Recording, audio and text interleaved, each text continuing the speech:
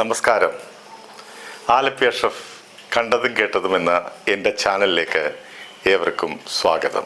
അസുഖകരമായ മൃദുല വികാരങ്ങൾക്ക് പകരം മനസ്സിനെ നയിക്കേണ്ടത് ആരോഗ്യപരവും ശക്തവും യുക്തിപരവുമായ സാമാന്യ ബുദ്ധിയായിരിക്കണം. കരുണ എന്ന് പറയുന്നത് കണ്ണിന്റെ കടാക്ഷമല്ല, അത് ഹൃദയത്തിന്റെ പ്രവൃത്തിയാണ്. തുറന്നിരിക്കുന്ന കണ്ണുകൾ കാര്യങ്ങളെ കാണുന്നതിനോടൊപ്പം അതിനോട് പ്രതികരിക്കാൻ കൂടി കഴിഞ്ഞാൽ അതൊരു പരിധി വരെ പ്രശ്നങ്ങൾക്ക് പരിഹാരമാകും. ലഹരി മാഫിയ സിനിമാ രംഗത്തെ പിടിമുറുക്കിയപ്പോൾ നമ്മൾ ഓർത്തില്ല മറ്റിടങ്ങളിലേക്കും ഇത് പടരുമെന്നുള്ളത്. ഇന്നത് സ്കൂളുകളിലേക്കും കോളേജുകളിലേക്കും മാത്രമല്ല, വീടുകളിലേക്കും നിയന്ത്രണാതീതമായി പടർന്നു കഴിഞ്ഞു.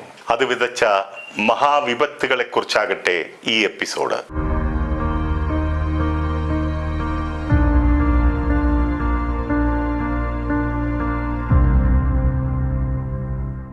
മുൻപ് ഇന്നസെന്റും KPSC ലളിതയുമൊക്കെ വളരെ ആത്മവിശ്വാസത്തോടെ ഉറപ്പ് പറഞ്ഞിരുന്നു കേരളം ലഹരി വിമുക്തമാക്കുമെന്ന്. ഇവർ രണ്ടുപേരും പറഞ്ഞത് കുറെ പേരെങ്കിലും വിശ്വാസത്തിലെടുത്തു കാണും.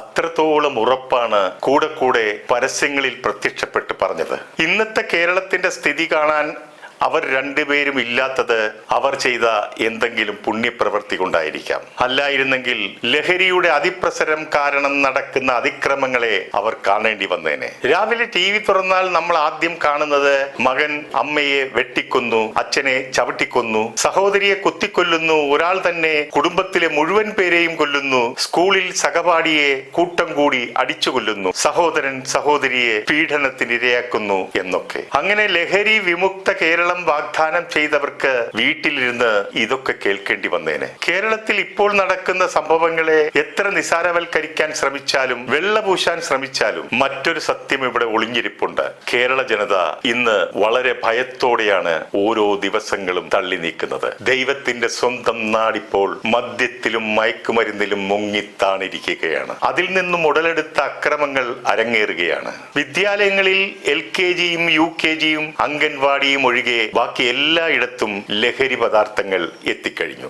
കുട്ടികൾ പാഠപുസ്തകത്തിൽ നിന്നുള്ള അറിവിനേക്കാൾ കൂടുതൽ ലഹരി പദാർത്ഥങ്ങളെ കുറിച്ചുള്ള അറിവ് നേടുകയും ചെയ്തു. അതിന്റെ രുചിയും മണവും ലഹരിയുമൊക്കെ ആസ്വദിക്കുവാനും തുടങ്ങി. കേരളം അതിഭീകരമായ മഹാവിപത്തിനെയാണ് നേരിട്ടുകൊണ്ടിരിക്കുന്നത്. ലഹരി മൂലമുള്ള ഓരോ ദുരന്തങ്ങളും ഉണ്ടാകുമ്പോൾ ശക്തമായ നടപടികൾ ഉണ്ടാകുമെന്ന് കേൾക്കാൻ തുടങ്ങിയിട്ട് നാളുകളേറെയായി. ശക്തമായ നടപടിയോ ലഹരി വിമുക്ത കേരളമോ ഉണ്ടാകുമെന്ന പ്രതീക്ഷ നഷ്ടപ്പെട്ടു കഴിഞ്ഞിരിക്കുന്നു.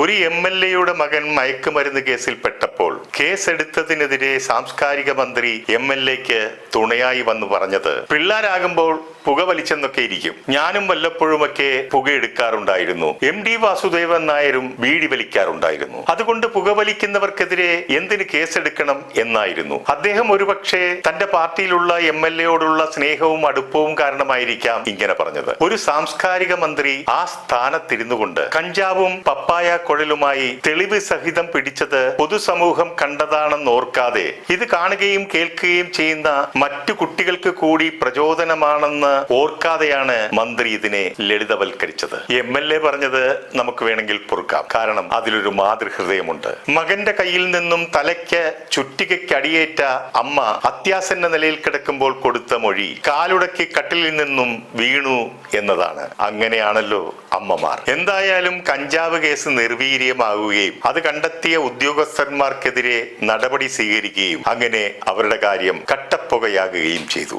ഇനി സിനിമാ മേഖലയിലേക്ക് കടന്നാലോ? സിനിമയിലെ ഒരു ഉത്തരവാദിത്തപ്പെട്ട സംഘടന പരസ്യമായി പറയുകയുണ്ടായി സിനിമയിൽ ലഹരിയുടെ അതിപ്രസരം കടന്നുകൂടിയിട്ടുണ്ടെന്ന്. ഇത് കേട്ട മന്ത്രി ഉടനടി പ്രതികരിച്ചു, അവരെ പിടിച്ചു കൊണ്ടുവന്നാൽ കേസെടുക്കാമെന്ന്. ജസ്റ്റിസ് കമാൽ പാഷ അത് ഏറ്റുപിടിച്ചു. മന്ത്രി എന്ത് മണ്ടത്തരമാണ് ഈ പറയുന്നത്? പരാതി വന്നാൽ പോലീസല്ലേ അന്വേഷിച്ച് കേസെടുക്കേണ്ടത് എന്ന്. തൊട്ടടുത്ത ദിവസം തന്നെ അതിനും പരിഹാരമുണ്ടായി. ഭീകരവാദികളുടെ ഭീഷണി ഉണ്ടായിരുന്ന ജസ്റ്റിസ് കമാൽ പാഷയുടെ സെക്യൂരിറ്റി ഗവൺമെന്റ് പിൻവലിച്ചു. ഇവിടെ സിനിമാക്കാരിൽ ചിലർ മയക്കുമരുന്ന് കേസുകളിൽ പെട്ടതും പുഷ്പം പോലെ ഊരിപ്പോന്നതും നാമെല്ലാം കണ്ടതല്ലേ.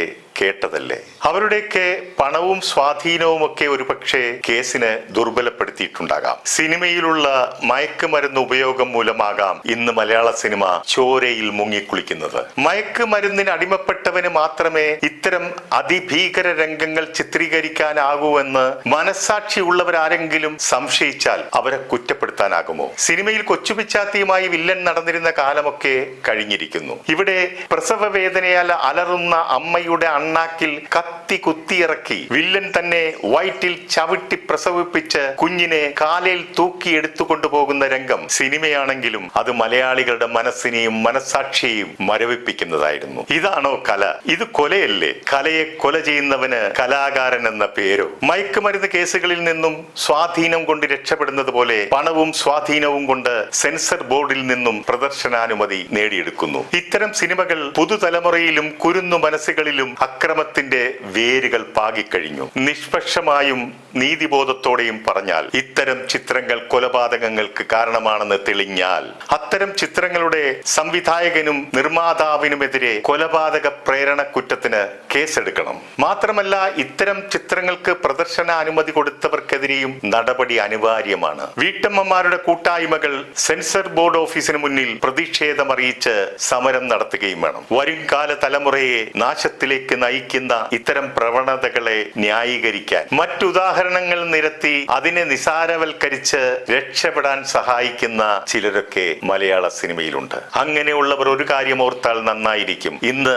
ഷഹബാസിനാണ് ഈ അനുഭവം ഉണ്ടായതെങ്കിൽ നാളെ നിങ്ങളുടെ മക്കൾക്കോ കൊച്ചുമക്കൾക്കോ ഇത് സംഭവിച്ചു കൂടായികയില്ല. നിങ്ങളൊക്കെ പറയുന്നത് പോലുള്ള ന്യായീകരണങ്ങൾ സഹപാഠിയെ ആക്രമിച്ചു കൊലപ്പെടുത്തിയ 15 വയസ്സ് മാത്രം പ്രായമുള്ള കുറ്റവാളികളായ കുട്ടികളും നിരത്തുന്നുണ്ട്. അവർ പറയുന്നു ആൾക്കൂട്ടത്തിൽ കൊലപാതകം നടത്തിയാൽ ശിക്ഷിക്കത്തില്ല, പ്രായപൂർത്തിയാകാത്തതിനാൽ ജയിലിലിടില്ല, 10ാം ക്ലാസ്സിൽ പഠിക്കുന്നത് കാരണം SSLC പരീക്ഷ എഴുതാൻ ആനുകൂല്യം ലഭിക്കും.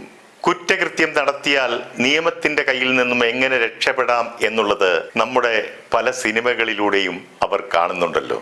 ആ കുറ്റവാളികൾ ഇപ്പോൾ ബിരിയാണിയും സദ്യയും ഒക്കെ കഴിച്ച് വളരെ സന്തോഷത്തോടെ ഒബ്സർവേഷനിൽ കഴിയുന്നു. മാത്രമല്ല പരിരക്ഷയോടെ പരീക്ഷ എഴുതാനും അവർക്ക് കഴിഞ്ഞു. തങ്ങൾ മൂലം സഹപാഠിക്കുണ്ടായ വിയോഗത്തിൽ അല്പം പോലും സഹതാപമില്ലാതെ സന്തോഷത്തോടുകൂടി അവരങ്ങനെ കഴിയുന്നു. അവർ തന്നെ പറഞ്ഞതുപോലെ അവർ പുഷ്പം പോലെ ഊരിപ്പോകും എന്നുള്ളത് ഏതാണ്ട് ഉറപ്പായി. ഇന്ന് മലയാള സിനിമ എല്ലാം കൊണ്ടും ഏറ്റവും മോശവും നാശവുമായ ഒരു കാലഘട്ടത്തിലൂടെ കടന്നുപോയിക്കൊണ്ടിരിക്കുകയാണ്. വമ്പന്മാർ തമ്മിൽ കൊമ്പ് കോർക്കുന്നതും വമ്പൻ ചിത്രങ്ങൾ തകർന്നടിഞ്ഞ് വീഴുന്നതും താരങ്ങളിൽ പലരും പീഡന കേസുകളിൽ പ്രതിയാവുന്നതും അങ്ങനെ ആകെ കൂടി ഒരു അവിയല് പരുവം. ഇതിനിടയിൽ വന്ന് ചോരപ്പുഴയൊഴുക്കി പുതുതലമുറയിൽ നാശത്തിന്റെ വിത്ത് പാകി സിനിമയിലൂടെ പണമുണ്ടാക്കി കൊണ്ടുപോകുന്നു. ഇവർക്കൊക്കെ സമൂഹത്തോട് എന്ത് പ്രതിബദ്ധത? ഇവർ നേടിയ ഈ പണവും മയക്കുമരുന്ന് കച്ചവടക്കാർ നേടുന്ന പണവും തമ്മിൽ എന്താണ് വ്യത്യാസമുള്ളത്? നേതാക്കളുടെയൊക്കെ അബദ്ധ സിദ്ധാന്തത്തിന്റെ ഭാരം പേറുന്നതാണ് ഒരു ജനത നേരിടേണ്ടി വരുന്ന ഏറ്റവും വലിയ ദുരന്തം. തലപ്പത്തുള്ള തലവന്റെ തലയില്ലാത്ത തലതിരിഞ്ഞ തീരുമാനം ചിലപ്പോൾ തലമുറകളുടെ പോലും തലവര മാറ്റും. നിർത്തുന്നു. നന്ദി, നമസ്കാരം.